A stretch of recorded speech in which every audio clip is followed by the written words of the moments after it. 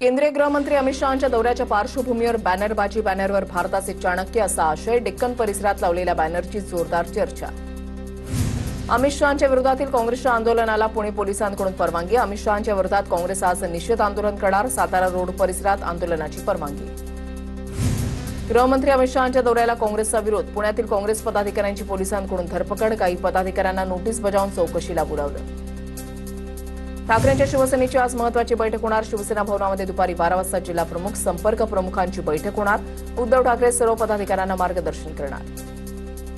मनसेच्या विद्यार्थी सेनेचा आज 20वा वर्धापन दिन सोहळा. राज ठाकरे पदाधिकाऱ्यांना मार्गदर्शन करणार. सकाळी 10 वाजता रवींद्र नाट्य मंदिरात सोहळ्याचं आयोजन.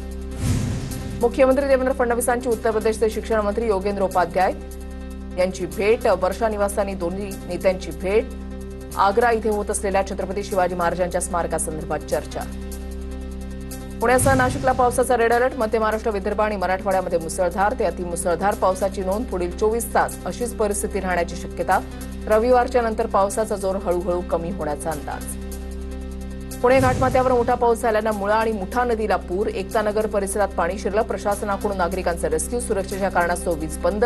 वीजेअभावी पिण्याच्या पाण्याबाबत नागरिकांकडून चिंता व्यक्त.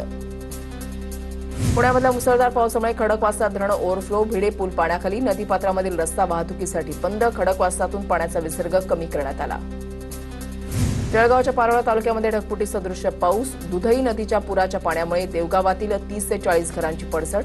अनेकांचे संसार उघड्यावर, तर शेवगे बुद्रुक गावातील एक तरुण पुरामध्ये वाहून गेल्याची घटना. यवतमाळमध्ये पुराच्या पाण्यातून वाहन चालवणं बेतलं जीवावर. आर्णीमधील दहेली गावात कुट्टी नदीमध्ये कार वाहून गेली. आईसह 2 मुलींचा मृत्यू. तर हिंगोलीमधील कयाधू नदीच्या पुरामुळे उमरा ते बोलडा फाटा मार्ग वाहतुकीसाठी बंद. गडचिरोली जिल्ह्यामधल्या मेडीगट्टा लक्ष्मी धरणातून 9,71,000 पाण्याचा विसर्ग. धरणाचे 85 दरवाजे सुरू. नागरिकांना सतर्कतेचा इशारा. पुण्याच्या दौंडमधील टेळेवाडीमध्ये स्मशानभूमीची दयनीय अवस्था. स्मशानभूमीकडे जाणारा रस्ता सुद्धा पूर्णपणे चिखलमय.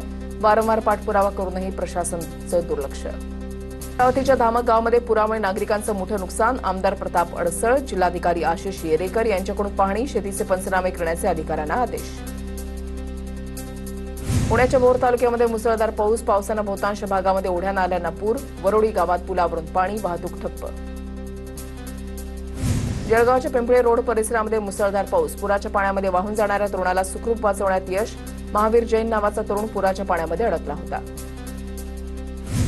धुळ्याच्या साक्री तालुक्यामधल्या अक्कलपाडा धरणातून पांझरा नदी पात्रामध्ये विसर्ग सुरू. अक्कलपाडा धरणाचे 8 दरवाजे 0.5 मीटरनं उघडले. 37,871 क्युसेकनं पाण्याचा विसर्ग. छत्रपती संभाजीनगरच्या कन्नड तालुक्यामध्ये संततधार पाऊस. अनेक लहान मोठ्या नद्यांना पूर. पुरामुळे विद्यार्थ्यांना जीव धोक्यात घालून प्रवास करावा लागतोय. बुलढाण्यामध्ये नळगंगा नदीचं पाणी मलकापूर शहरामध्ये शिरल्यानं मोठं नुकसान. अनेक घरातील साहित्याचं नुकसान. तर बोदवड चौक परिसर पूर्णपणे जलमय. जळगावच्या पारोळा तालुक्यामधल्या देवगाव गावाला अतिवृष्टीचा फटका. दुधई नदीच्या पुराचं पाणी घरामध्ये शिरल्यानं 30 ते 40 घरांची पडझड. पुराच्या पाण्यामध्ये 25 म्हशींचा मृत्यू, तर 2 बैल आणि 15 शेळ्या वाहून गेल्याची माहिती. अकोला जिल्ह्यामधल्या धावणा बुद्रुक इथल्या पठार नदीला पूर. पुलावरून पाणी गेल्यानं 12 ते 15 गावांचा संपर्क तुटला. तर हजारो हेक्टर शेती पाण्याखाली. शेतकऱ्यांचं नुकसान. साताऱ्याच्या धोम धरणातून कृष्णा नदी पात्रामध्ये पाण्याचा विसर्ग सुरू. वाईमधील कृष्णा नदीलगत असणाऱ्या महागणपती मंदिराला पाण्याचा वेढा. नदीलगत असणाऱ्या गावांना सतर्कतेचा इशारा. नाशिकच्या नांदूर मध्यमेश्वर धरणातून 49,000 क्युसेकनं पाण्याचा विसर्ग. गोदावरी नदीला पूर. नदीकाठच्या गावांना प्रशासनाकडून सतर्कतेचा इशारा. जळगावच्या पारोळा तालुक्यामधल्या बोरी धरण 100% भरलं. धरणाचे सर्व 14 दरवाजे 40 सेंटीमीटरने उघडले. 16,850 क्युसेकनं पाण्याचा विसर्ग. सांगलीमध्ये कृष्णा आणि वारणा नदीच्या पाणी पातळीमध्ये वाढ. वारणा धरणातून 7,000 क्युसेकनं, तर कोयना धरणातून 6,000 क्युसेकनं पाण्याचा विसर्ग सुरू. जळगावच्या अमळनेरमध्ये बोरी नदीमध्ये पाण्याचा टँकर वाहून गेला. पुराच्या पाण्यामध्ये पाणी पुरवठा करणारा टँकर वाहून गेला. बोरी नदीला पूर आल्यानं अमळनेर शहरातील मंदिर जलमय. जनजीवन सुद्धा विस्कळीत. नागपुरातील अन्न आणि औषध प्रशासन विभागाच्या कार्यालयामधलं झाड कोसळलं. कार्यालयाच्या मुख्य गेटवर घडली घटना. कार्यालयाच्या कमानीचं नुकसान. नागपुरात सुरू असलेल्या पावसामुळे कोसळलं झाड.